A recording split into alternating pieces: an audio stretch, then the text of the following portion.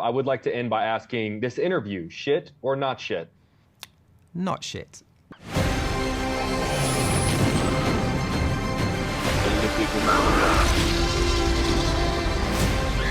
Where we're going, we don't need roads. Mr. Edwards, an absolute honor, man. I fucking love this movie, so thank you for your time. I appreciate you. Can we use that quote? Please, With the it's F right word? over the poster. Yeah. Every word. Disney would love that. I'm going to jump into this. You know, when James Cameron put pen to paper and wrote The Terminator, robots and artificial intelligence were much more of a fiction than they were when he made The Creator. So looking at things today, how has the concept of AI and robots changed for storytellers and filmmakers? Like, what's the biggest difference between Cameron's experience on Terminator and your experience on this film? I think the difference I was mainly going for is I wanted the AI in our movie to feel very, very real. Like they were, to them, they feel like they're humans. They're the same as us. To the point where when we were shooting the film, every single actor that would turn up, who was playing a robot or AI, would sort of go like, how do I move? And do I talk normally? And you're, no, you're human. Like, forget you're in a sci-fi movie. And I stopped telling people if they were AI or not, so they could behave completely naturalistically. And so my favorite stuff in the film is when people are like sat smoking a cigarette or just chilling or doing what people do when they're left alone, and then turning them into robots afterwards. It's got this, it's got this sort of high sort of realism to it that I think science fiction you don't typically get in these kind of movies. You know, one of my favorite things about movies is movies that lead you to other movies. Whenever I was in high school, I fell in love with a movie called Road to Perdition. It's one of my favorite movies of all time. And that led me down a rabbit hole to discover a series of movies called Lone Wolf and Cub, which I feel like the creator is going to help people discover. So I want to talk about, I guess, reverse movie knowledge, how a love of modern filmmaking can indirectly teach you about classic filmmaking. And I'm sort of curious, did that happen to you as a movie fan? And do you hope that the creator does that? Yeah, no, totally. I mean, I fell in love with so many films that then made me learn about what inspired, those movies. I used to do visual effects for a living, and I was late one night, midnight, and I just saw on TV this shot of this samurai and a little like, looked like a Buddhist little child in the tall grass. And I instantly just wanted to go, what is that movie? I've got to buy it. I want to see it right now. I figured it out from looking on the internet, and it was a series called Lone Wolf and Cub.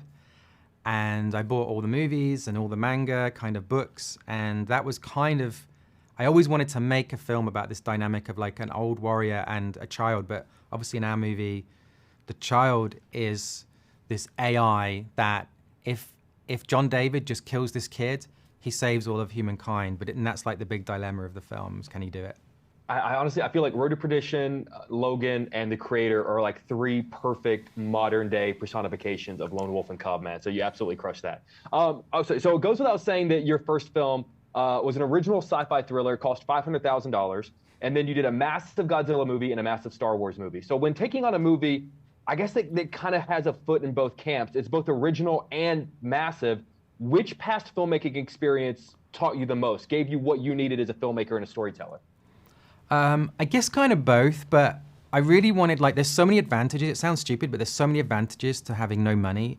And so when you make your first movie, you have this usually quite a highly creative experience where you get to do anything you want. And then you do like necessity is the mother of invention kind of thing. Yeah, totally. And so there's all these advantages to that. But you do a blockbuster and, the advantages are anything you imagine, you can create, and 3,000 screens will release the movie. And so I was trying to find this holy grail of a combination of both, and we did things very differently on this movie. We didn't shoot against green screen, we didn't build sets, we went to 80 different locations all around the world in 8 different countries. We traveled 10,000 miles, went to the Himalayas, volcanoes, ancient ruins, all sorts, and shot the movie for real, and then used Industrial Light and Magic, who did the Marvel films and Star Wars, to create the science fiction on top of all this amazing location imagery we had. So it's absolutely great. I love how tangible it is. I'm going to cut you loose on this because I truly believe that there's no composer more exciting today than Hans Zimmer. When you work with someone like him, to what degree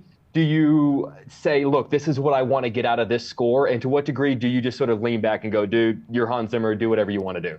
He's got this really funny, he's very down to earth and very sarcastic.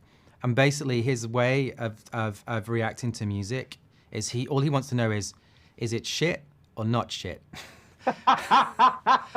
And so he'll play you something and go, shit, not shit. You know what I mean? Like, and you can't, so you just go like, oh, it's totally not shit, don't worry. And like, he's very like, he's the first one to put himself down. My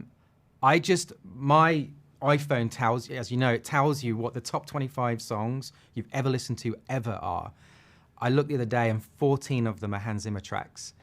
And so like getting to it with Hans was sort of very surreal. And they've done a stunning job. It's a very emotional score, I think.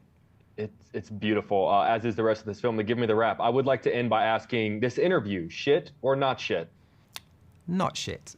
Not shit. All right, love it. Mr. Edwards, I truly, absolutely love this film, and also Rogue One is one of the most perfect Star Wars films that's ever been made. So seriously, thank you for everything that you continue to do. I love your work, and it's a real honor to be able to speak with you, Matt. Thanks, man. Appreciate it. Thank you. Take care. Bye, guys. Please.